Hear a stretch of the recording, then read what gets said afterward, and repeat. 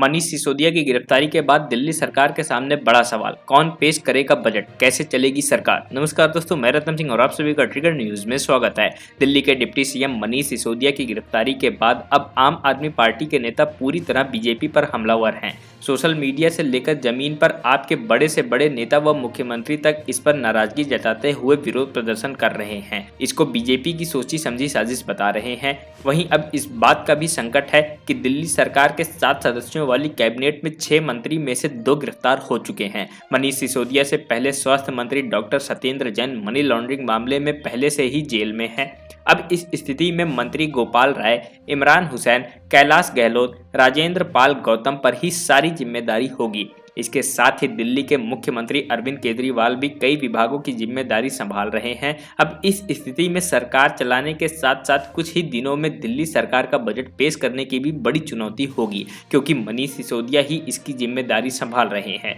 दिल्ली सरकार के बजट पेश करने की जिम्मेदारी डिप्टी सीएम मनीष सिसोदिया पर है और कुछ ही दिनों में इस वर्ष का बजट पेश करना है। लेकिन अब मनीष सिसोदिया के जेल जाने के बाद बजट की रूपरेखा तैयार करना और पेश करना दिल्ली सरकार के लिए आसान नहीं होगा। वैसे अन्य 4 मंत्रियों के पास भी अनेक विभाग हैं, लेकिन इस स्थिति में इन मंत्रियों द्वारा तत्काल रूप से 1 वर्ष का बजट पेश करने की जिम्मेदारी निभाना चुनौतीपूर्ण होगा। इसके अलावा अब सबसे ज्यादा कैबिनेट मंत्री के रूप में कैलाश गहलोत के पास विभाग है, जिसमें ट्रांसपोर्ट, कानून व न्याय, सूचना प्रौद्योगिकी, राजस्व, प्रशासनिक सुधार जैसे मंत्रालय वो संभाल रहे हैं। कैबिनेट मंत्री डॉक्टर सत्येंद्र जैन भी महीनों से जेल में हैं, लेकिन उनसे मंत्रालय वापस नहीं लिया गया। और डिप्टी सीएम मनीष सिसोदिया की बात कर लें तो उनके पास कुल 18 मंत्रालयों की जिम्मेदारी है, जिसमें पीडब्ल्यूडी, जल, ऊर्जा, स्वास्थ्य, शिक्षा, vigilance services, tourism, urban development, planning जैसे मंत्रालयों की मनीष सिसोदिया पर जिम्मेदारी है। इसके अलावा दिल्ली सरकार में सबसे एक्टिव और तेज तर्रार मंत्रियों के रूप में मनीष सिसोदिया की शुरू से पहचान रही है।